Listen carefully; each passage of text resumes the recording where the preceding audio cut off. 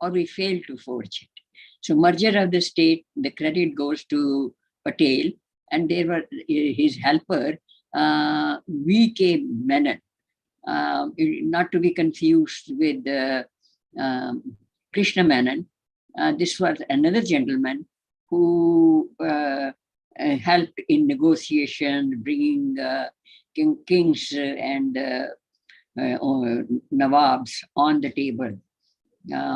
And that was a important job, not even as a home minister, but also as the deputy prime minister. That is who Patel was at that time. Since he could not be the prime minister, Gandhi wouldn't have that. So in the new structure of the government of India, though it was an interim government at the time, Gandhi was irrelevant. He himself said, I don't want to be part of the government. But at the same time, he was not, he did not want to get out of the picture either. He was still considered himself Bapu of the nation and builder of the nation and the leader of the masses. So in that capacity, he kept playing a vital role from behind the curtain and in secret. So he remained as a leader. As a leader, he literally actually went to different places at the railway station in Delhi especially, and begged the Muslims, you stay back. So this particular should be in the worst case nightmare that he created for us. So the 7% Muslims who were left behind, 7%, they multiplied into almost like 16% now. So you understand as the population grows, what is 7% of 365 million people at that time? That is what the population was. And what is 15% of 1.3 billion people? So that proportion has to be really understood, that why? What is going on here? And this is biting us. And as the Muslims, Pakistan says that we'll give 1,000 cuts a day, they are giving. So Gandhi's role remained as savior of the Muslims. And he created so many problematic situations, unpleasant situations, where Patel is doing something as part of the government, and Gandhi is having separate negotiations with all kinds of Nawabs and different kingdoms behind the curtain. So it created problematic situations.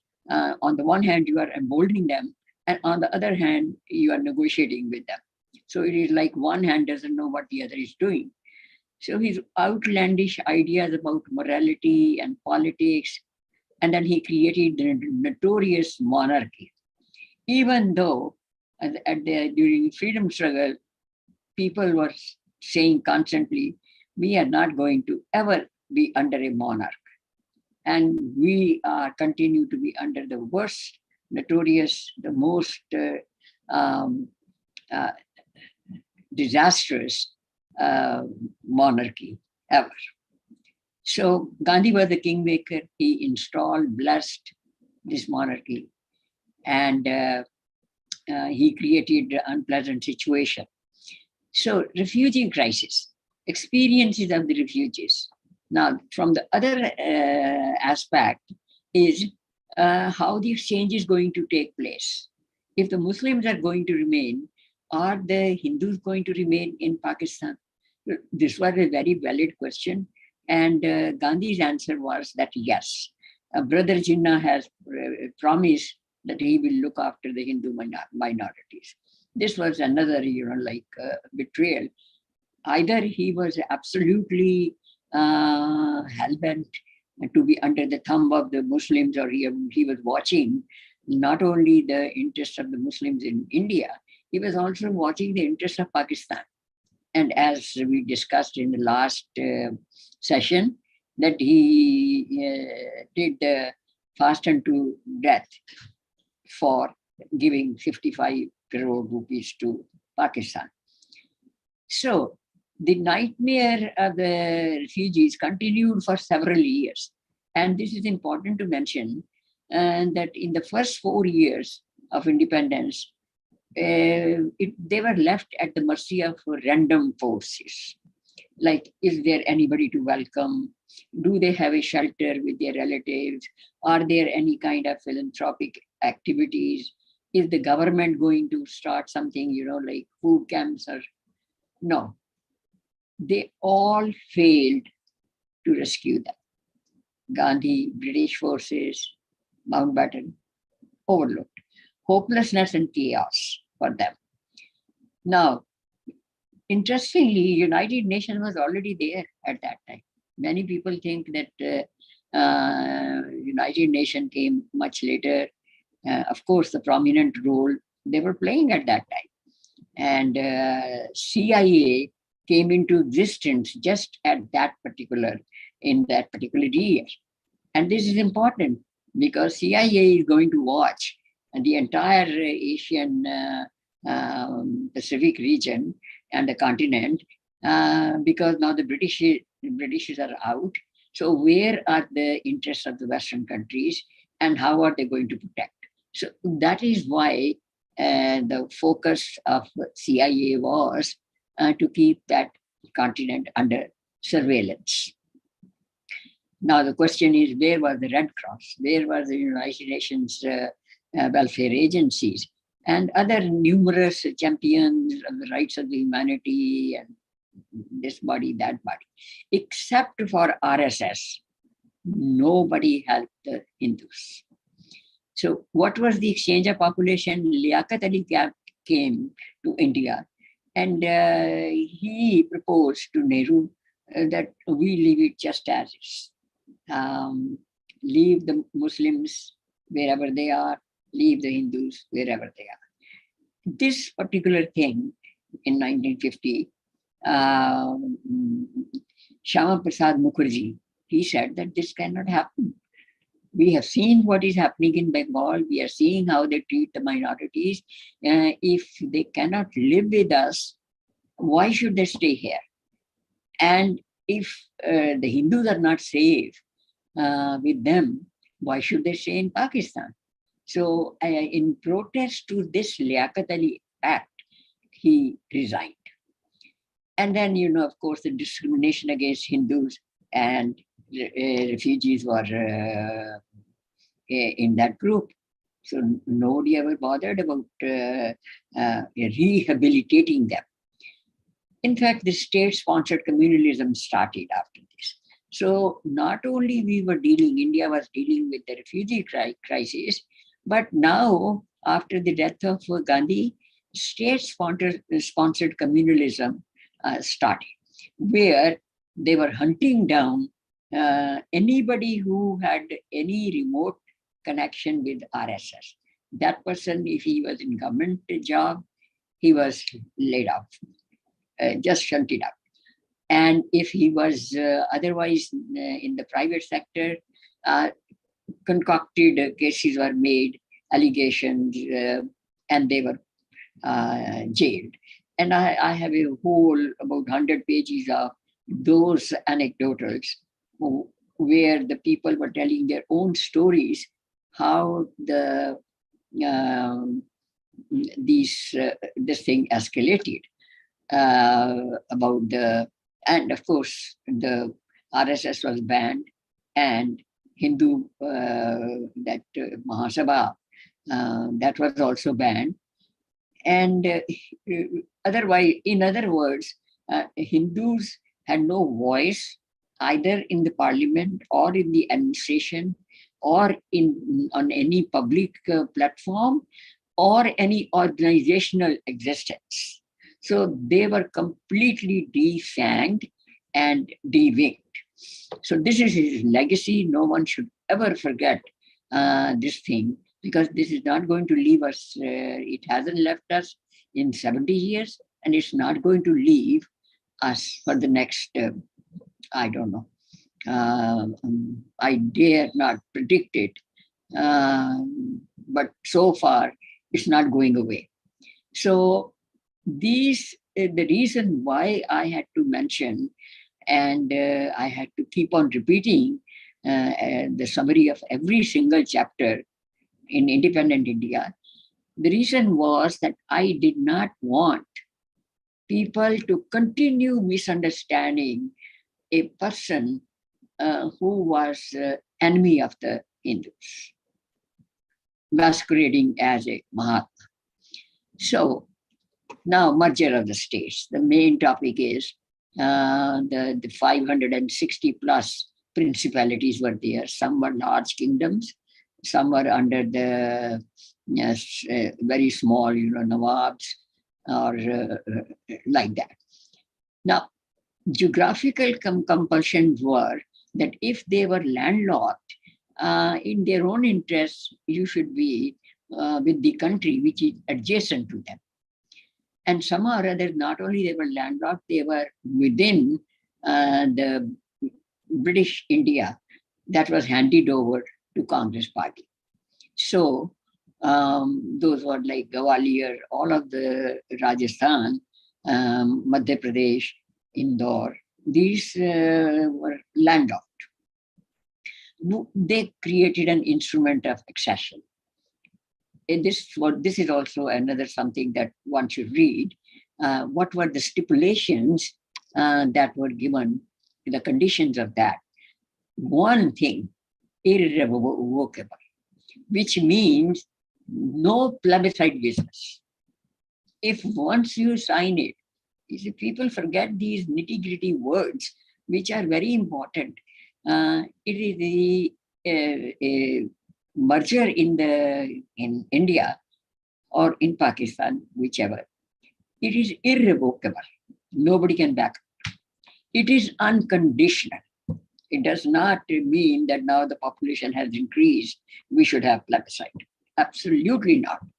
And then what is going to happen? The erstwhile kings, they were given privy purses. That is another important point, because that is where the government is going to betray them. King's personal possessions were left with them, treasures. And the king's status was going to be as a Raj Pramukh, which means equivalent to Governor General.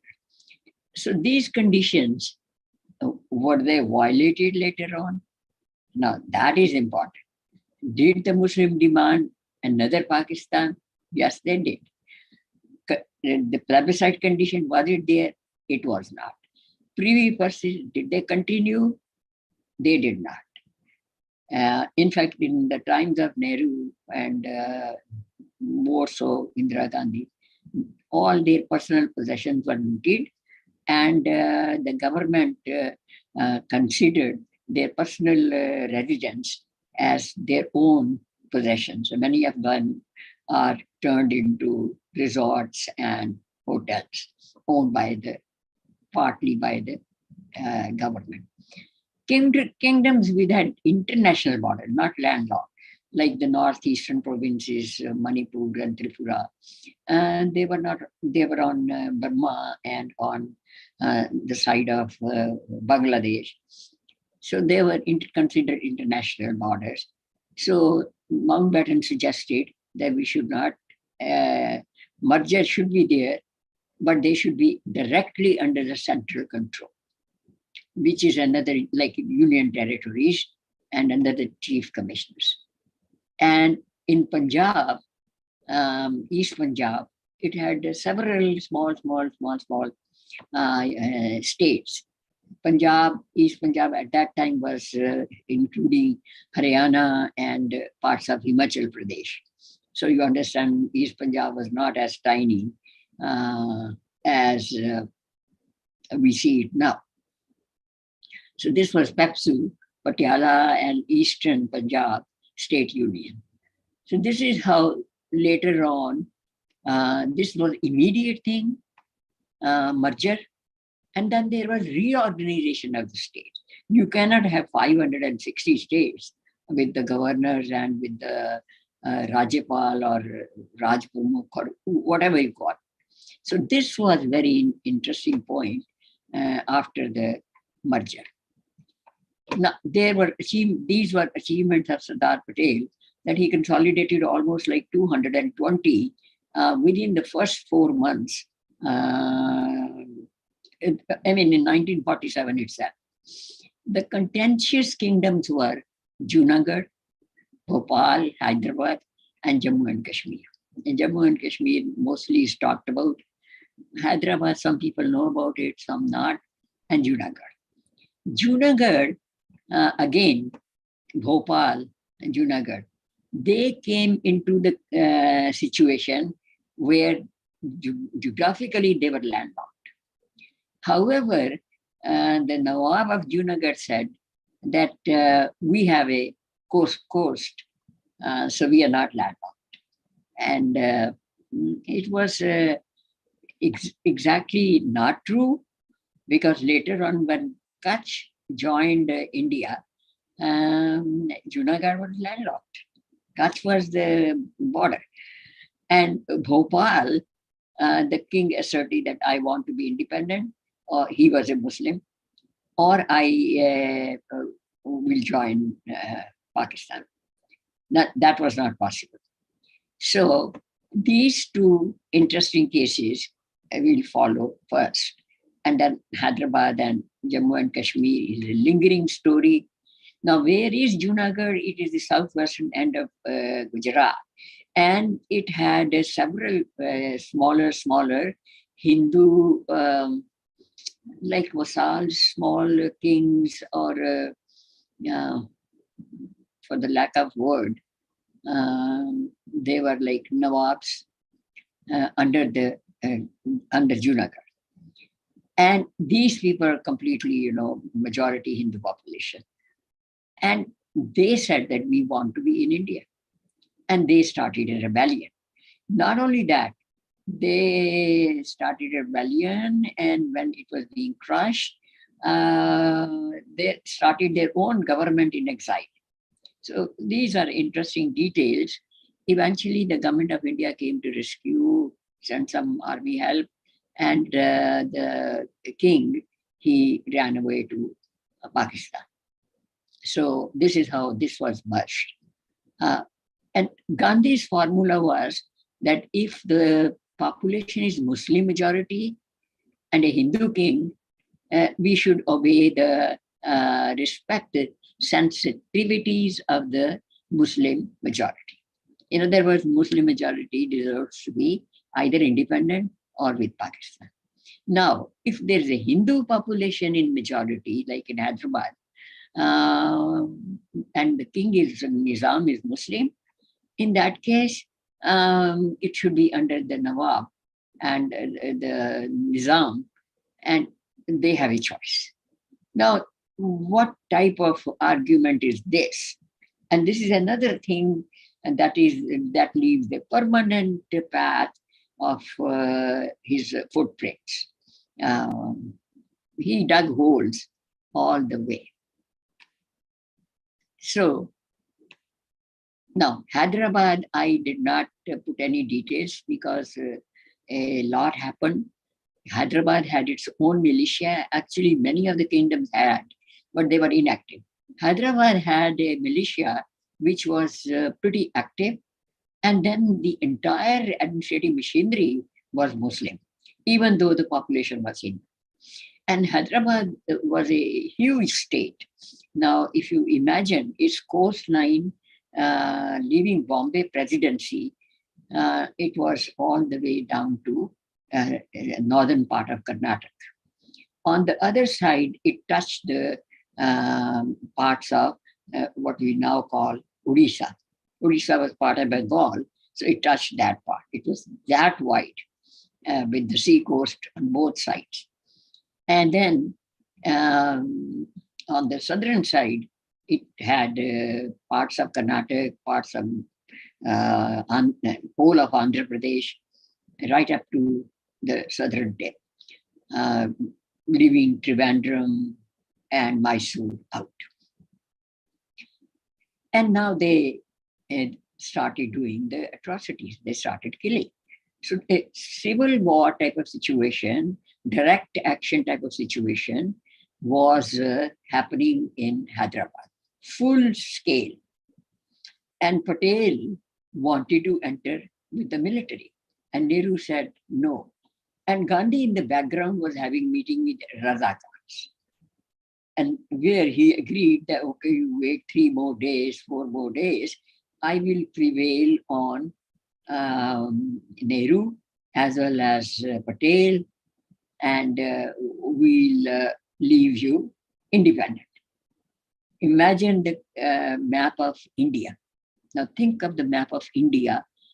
How would it look if Hyderabad remained independent and close to Pakistan? So they were getting weapons, they were even getting airplanes, which were intercepted by Indian Army from the Bombay Presidency site.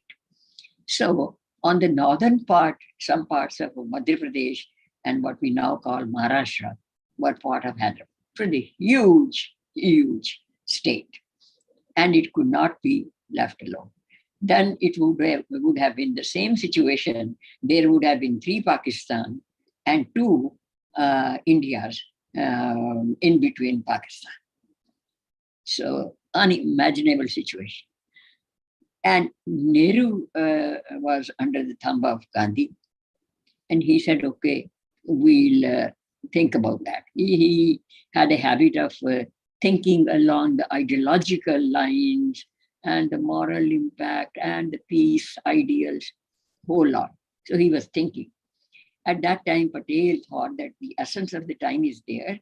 Why not I immediately do something? He suggested to Nehru that you are too tired. It was too much for you. You go and have some vacation in England, which he gladly left. In those 3 days that he was gone, there was a immediate operation, and he was Hyderabad was subjugated. Bloodshed continued, of course. That continued even in Punjab and Bengal, even after the partition. But this is the story of Hyderabad. All these details I didn't feel like writing. For more of the stuff, you can. And that is why, had Godse waited for 3 more days, by the 3rd of February, Nehru would have been back and Gandhi would have agreed. So both on the same page. It was crucial that he should not outlive the month of January. So, ma'am, sorry to interrupt you, but just a time check. We are at 30 minutes mark, almost at 30 minutes mark. So I would request. I will just sum it up. This is probably the last slide. Gandhi's secret deals, I have already done. Who was also agreeing? Maulana Azad. So his role will be continued in the next as education minister, as the human resources minister, and the right-hand man of Nehru. And both wanted, Gandhi and Maulana Azad, they had one thing in common. They wanted restoration of Mughal. Okay. The trial of Godse we did before. When the family was denied, it was secret denial, we did that. And the verdict was a death sentence. Now, this part I have brought out. The topic has ended. Some merger of the states, leaving Kashmir, because that requires a separate session altogether.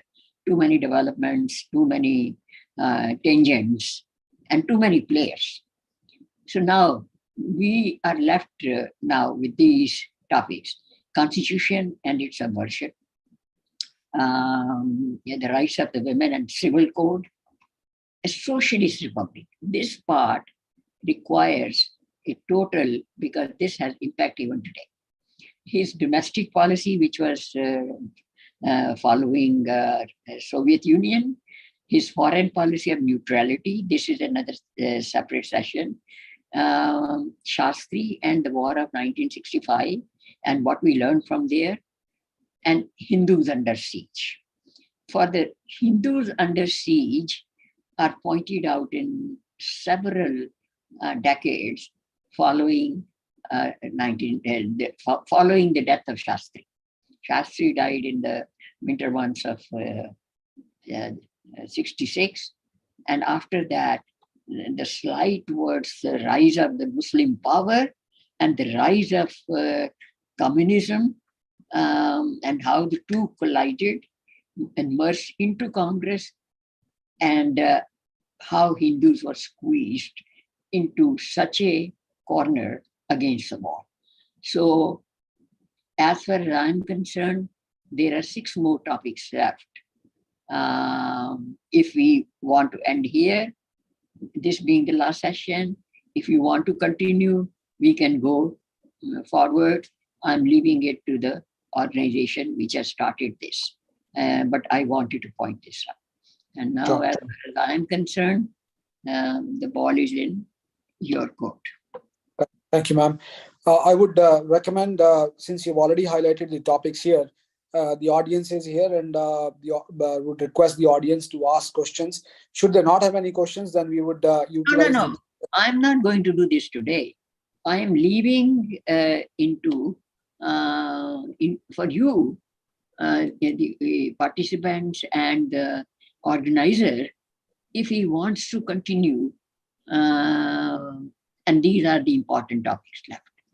And if you would rather want me to go over what was suppressed by after independence, the heritage of India, the history of India, and I can trace the antiquity, contiguity, and continuity of ancient India, going back to 15,000 years. I have written a 700-page book, Ancient India, Portraits of a Nation, History of Ancient India. If you want me to continue with those kind of sessions, which nobody was ever taught, and it's I'm just throwing as points to consider. We'll definitely for that, ma'am. Thank you so much. I'll discuss with Rajivji, and we can come back on that. But in the interest of time today, thank you so much, ma'am, for walking us through as usual. So we have a huge list of participants here. So I would invite questions. Please feel free to type in the chat / you can start speaking as well. And I would just request one by one if somebody is speaking. So with that, the floor is open for any questions. How did I minimize it? Because I don't see the screen, full screen. Well, you want to minimize? Yeah, you can click on this one. Because I'm seeing my own wallpaper. So your own. Where is it going? Somewhere there should be the large size.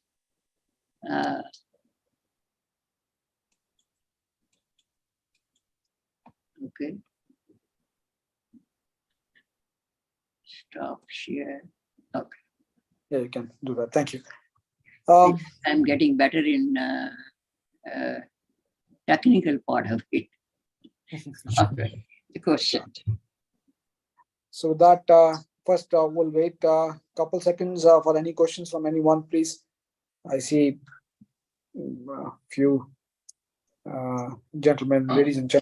So Nareshji, if you want to go ahead. Yeah, so what baffles me is we have had a change of power several times in India now, right? After emergency, there was a Janata Party, and then Congress came, and now BJP again. Why both opposition and whatever the ruling party is, they continue to honor Gandhi's legacy? And there was an opportunity when new currency notes were introduced a few years ago in demonetization. They didn't put other people's images on the currency. Yeah, that's a question. That's really an interesting question. Why nobody did that? And I'm baffled. I myself was till 1980 1980, I was myself not knowing all these things. I knew something was not ringing right. Something was not right with Gandhi and whatever decisions he made. But I did not know myself. I kind of, thought that Mahatma is the leader, was a leader. So, A, it was not taught. B, we were brainwashed into believing that it was Gandhi who is father of the nation. Nations have no fathers. Nation is a continuity, and you cannot say one person is the father of the nation. He created it. So, but we were brainwashed into that, and to glorify and to erase the memory of Netaji and all of these things. And Nehru was a Hindu hater, completely. And he allowed the Christianity to expand. He recognized as one of the oldest religion of ancient India. I mean, come on, let's have some sense.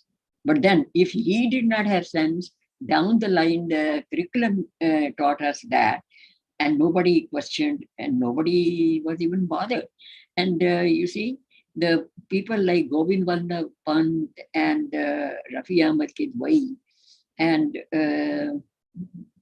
Jagjeevan Ram, except for a few, they were all nincompoops, incapable of doing anything.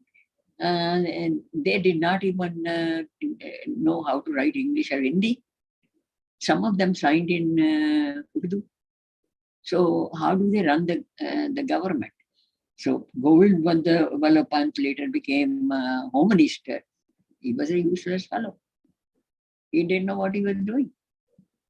And Nehru was an autocrat. So he wanted India to be seen as a country with subaltern social segments, each oppressing the other, the communist interpretation of history. So, and that is what he did. So I really don't know, who could have done anything. And Morarji was absolutely a useless fellow. He was a staunch Gandhian. He was the person he telephoned on the phone conversation, casually mentioned to Bhutto at that time. Or maybe it was, it was Bhutto. He mentioned that, we have created a secret intelligence committee, RAW, and we have the map of your entire country, including your cantonment areas. Within 24 hours, 800 of our agents were killed. And this is you expect him to be doing anything for the Hindus? They were all first class, I would say, what should one say? Except that they were idiots and no vision and no understanding of history. They didn't know even the geography of their own country, how far it extended. So a whole lot of, I put down the Urdu word, Majlis-e-Nama Kulandi, which means the congregation of incompetent and incapable people with no experience. So I really do not know who could have awakened the Hindus or who could have saved the Hindus. So the crunch that they faced at the time of independence, it became tighter and tighter and tighter. And they were literally squeezed. Okay, next question. Type your question. So who is typing and who is telling?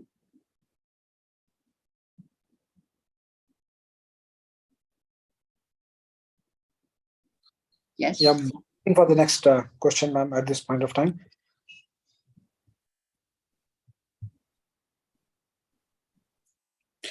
While we are waiting for the other questions, let me ask you a question, ma'am, which is what is it with the Gandhi's background that made him uh, immune to the atrocities against Hindus? Was he somehow groomed to be English in his views, or Christian in his views, or oppressor mindset somehow sank into him? What was the driving factor behind what he came up to be uh, as a leader, or as a supposed to be a leader? You mean to say, why was he an unquestionable leader? Why everything was like according to his whims, and why nobody ever challenged? Is that the question? No, What was no, not the motivation? not exactly, not exactly. My question is, he why was he the personality? Was there some kind of a background that we are not exposed to? Maybe his childhood upbringing, or his education in his teenage, or later on youth, or some experiences that he ended up becoming the person that he was, who seemingly became ended up becoming Mahatma, father of the nation, and so on. But still, based on what we are hearing from you and what we learned from other sources, he was not really very much concerned about this the idea of the nation Bharat. Somehow those things don't match up. So what was the background behind him, where he landed up to be? He had very poor education in a small school, and after that, doing that, which was a British style education, he went to England, and then he was staying with an English missionary family. So he, whatever he learned was forgiveness and mercy, and crypto Christianity that Russia followed, and Tolstoy also um, mentioned in his books. So that was one influence, but that is not why he was under the thumb of the Muslims and on his knees groveling all the time.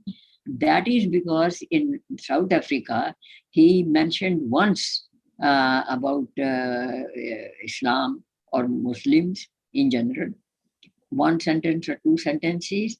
And that night, I think I mentioned in earlier second session that he was beaten to a pulp. So he was mortally afraid. He was so afraid, and he understood that in order to become the leader, I have to woo this community, which is so distrusting. So you see, when you are trying to be in the graces of some good grace of somebody, what do?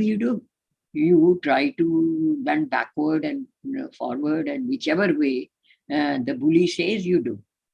So the more they bullied, that was one factor. He never forgot that beating. He barely survived. So he was mortally afraid for his life. And the second part was that when he came here, somebody, probably Rabindranath Tagore, said that he is really a civil rights leader in Africa. He is a Mahatma, and he was at that time he was simply attired as a Gujarati, not in langoti or whatever he was wearing for the rest of his life.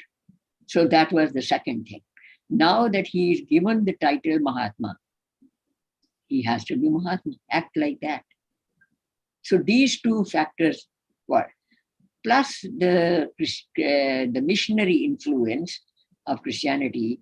And if you, I mean, in Hindu literature, epics, no one has ever said that if somebody attacks you, hit you on one cheek, you give him the second cheek. Is it anywhere mentioned as part of Hindu Dharma? And Hinsu Param Dharma, that is also not the complete truth. In the epilogue, I have mentioned that what is the actual sentence given in Manusmriti as well as in the earlier epics and all that. It is mentioned in the Niti that dharmo rakshita rakshita, rakshati rakshita.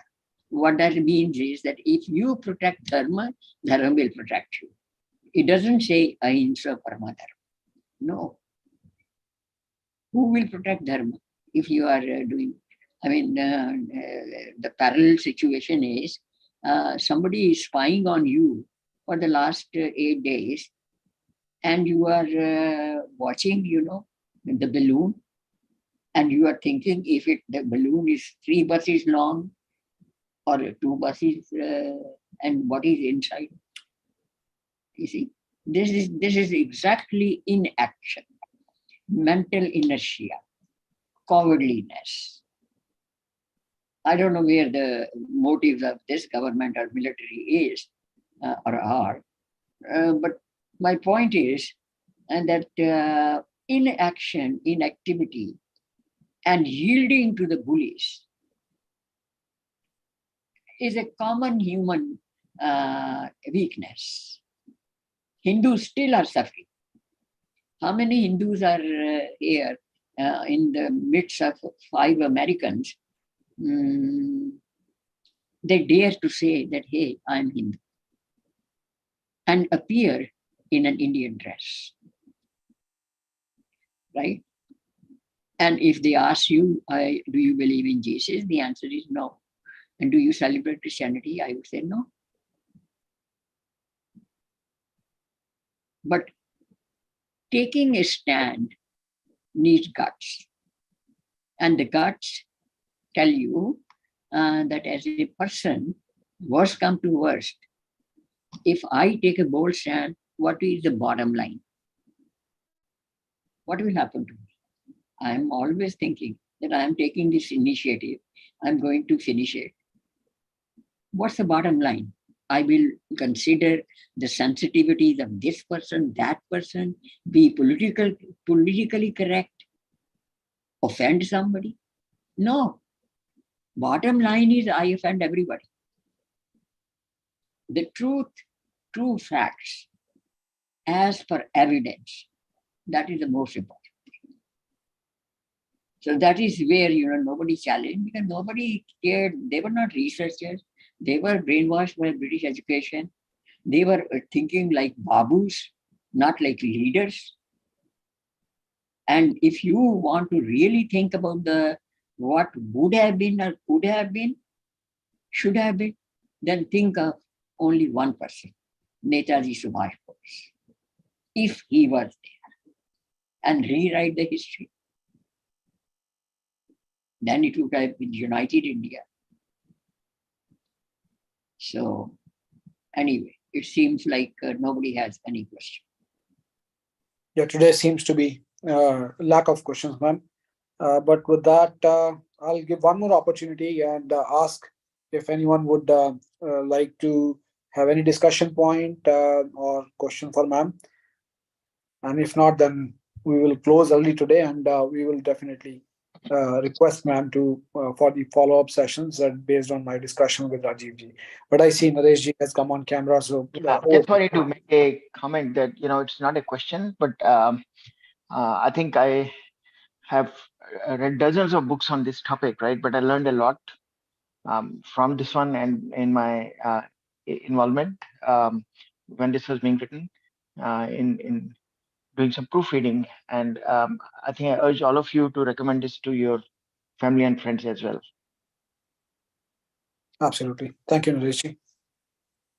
Yeah, that I would definitely say that there is so much you can do in the 25 minutes. I give the headlines and some of the key points and salient points and the developments important that I think are important. But then the greater details, merger of the states, there's a full chapter. So I cannot be giving you 30 pages of that. So details you have to read. Where Patel was going, where others were going, and what were the situation like intrigue. So whether you are thinking of getting a electronic version for $10 or so, or the other book, I would suggest that you buy the book, get the book. Or at least one thing that Hindus do not know, and I mentioned last time also, that if you demand from the library that you are doing research on the subject, I need it for studies as a student.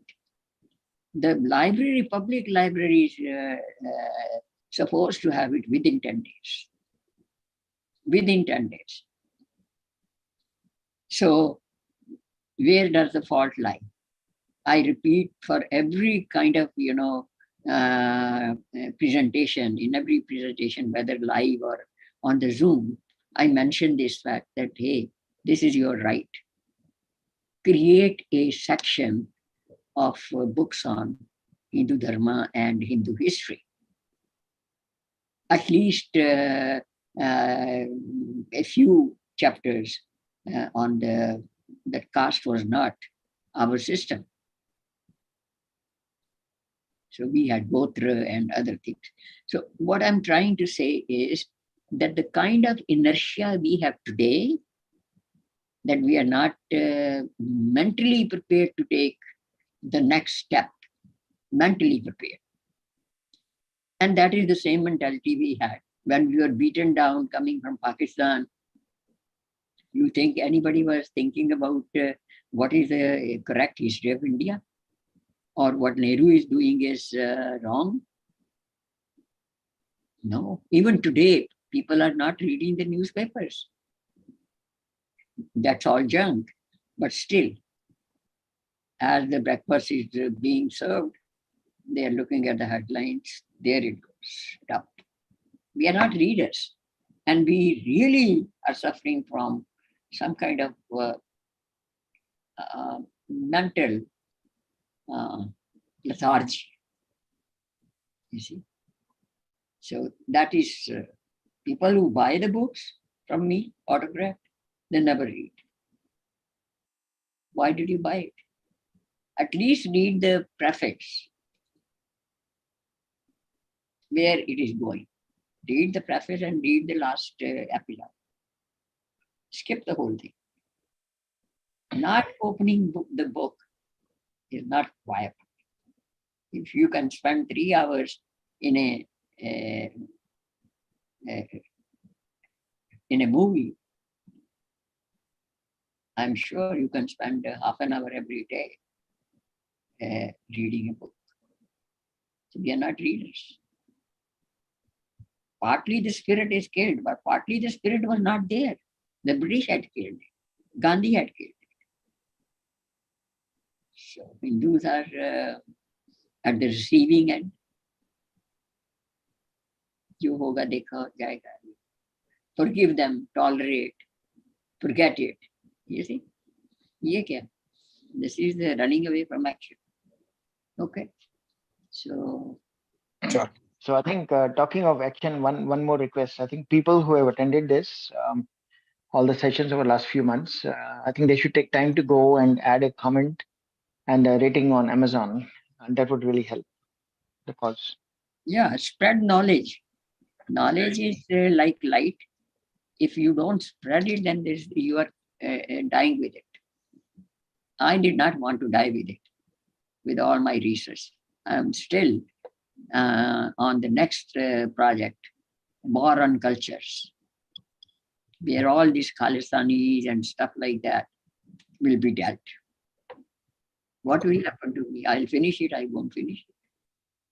Bottom line is that somebody who had done the research should write it.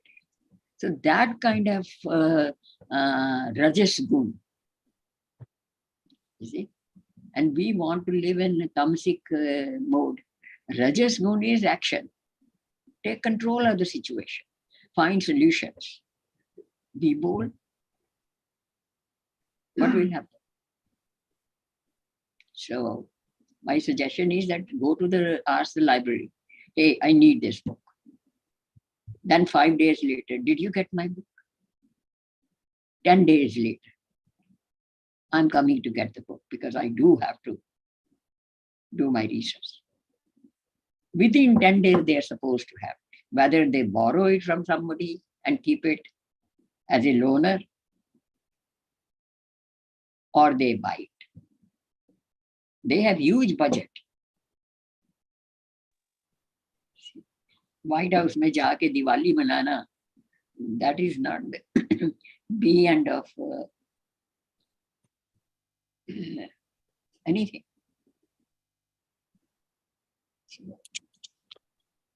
So, is there any other question from anyone, please, on the call today?